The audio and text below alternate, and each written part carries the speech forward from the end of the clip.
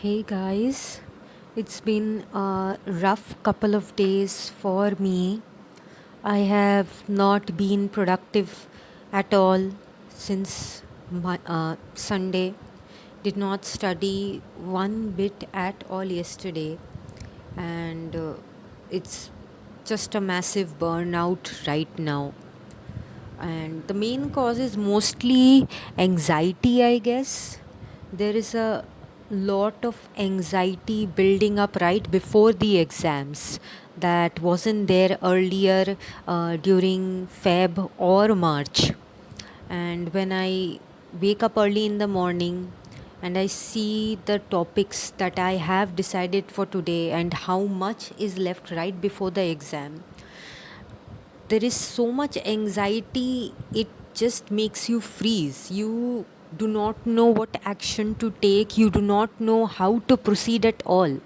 And it's very easy to set up a timetable for the next 1 week, make the perfect timetable that you will get up at 6 a.m. from 6:30 to 7:30 you do previous year questions, from 7:30 till 9:30 you complete 36 pages of physiology, you take a break, but it doesn't always work out in real life. You wake up and then you, like yesterday, you do not have any urge to study at all. And then you spend the whole time till 12 p.m. in the afternoon just slacking off. You go for your afternoon nap, but you cannot sleep properly even then. Your brain is not rested because you go to sleep and your, like, I don't drink caffeine now, but my heart rate is so high while sleeping. I can hear my heart rate in my ears, in my temples, and I am not able to sleep, only thinking that I wasted the first half of the day, and that is already beginning to make a backlog for the rest of my week. And when I wake up, even if I manage to sleep, when I wake up, it is with the dread that I'll have to study so much more now in the limited hours left. There is so much backlog.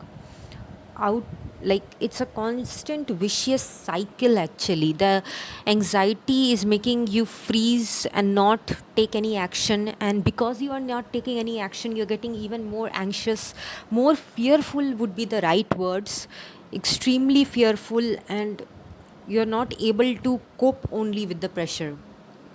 And you keep thinking about the exam, that like, not about your studies, you're not able to focus on the present. You keep thinking that people have been studying, people like you who are droppers have been studying consistently for 14, 12 or 14 hours since the last 1 year, and they must be at such high positions right now. They must have covered everything, they must have done everything extra, they must have done BTR and previous year questions, 10 years previous year questions. They do custom modules every day, they do marrow rapid revision, they have given prep ladder tests, they have given all the tests. And there are people like that, those who are going to make massive improvements. I know of seniors who have gone from 5 digit ranks to 3 digit ranks in the span of 1 year, and it is very disheartening. It is very shame inducing to think of myself in such a position that after even 1 year of drop, you still aren't sure of your preparation. You still aren't sure that it will take you to the level you are dreaming of. 1 year before the exam, you think always of MD radio, MD Dharma as your dream subjects.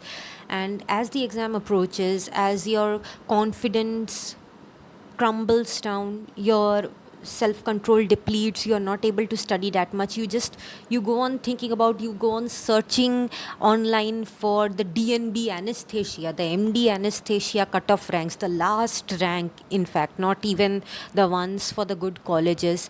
And it is very humbling, this situation that NEET PG has put us in. And there is, like, the whole day there is so much anxiety. There is, after building up a backlog, you are in a constant pressure to just somehow complete it the next day, which is happening today. and I am reading very quickly through the physiology portion. And thank God it's the subjects that I actually like: ENT, physio, psychiatry. So I will be able to cover a lot more portion today than I would be able to say if it had been something like surgery or obs gynae. You keep thinking about what if it's surgery or obs gynae that you build up a backlog in next. Also, there is the thought that you don't remember anything. The read right before this one, I did it extremely slowly, I think in 40 days, and I was pretty confident at the end of that read. It was a slow read, and I thought I remembered everything after completing that read and giving a GT. And here I am, when I am doing it very quickly, it just feels like I have forgotten everything. I do not know why. Maybe if I am calm, if I take some time to process, if I sit down, it would all come back to me. But when I am reading quickly, it seems like this was an important topic. I had marked it, I had read it properly during my previous read, but I am not able to recall it again. This is what's happening. And there's so many things I would like to do that I am not able to do, like the last BTR END, the Ophthal ENT one. I just did not do it because I already have a backlog in this read only. So, like, I reasoned with myself that these are subjects that I am good at, so probably will not need any extra help in that. But yeah, the feeling in the back of the mind is so much latent anxiety is there, so much jitteriness is there. I cannot sit still for a moment also. I constantly drum my fingers, I constantly need to move around, I like bite my lips and everything. And yeah, it's making me misread things, it's making me misremember things. I keep thinking about that. In February, March, my preparation was at a better phase. What if I do not do this read properly now, and right before the exam I forget things? Right before the exams, during the exams, what if I am not able to recall things like I am doing right now? The confidence is not building up like the reads are. The confidence is still severely lacking, and mostly due to the problem that I'm here alone, not really connected with any of the other aspirants, those who are preparing together in libraries, those who are preparing uh, in like offline coaching.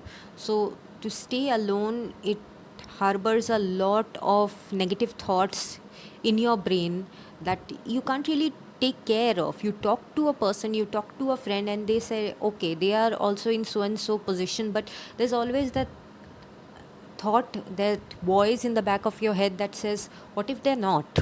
What if they're lying to you? What if they are in a better position, and they just saying things to appease you or something like that? So yeah, that negative spiraling is also there.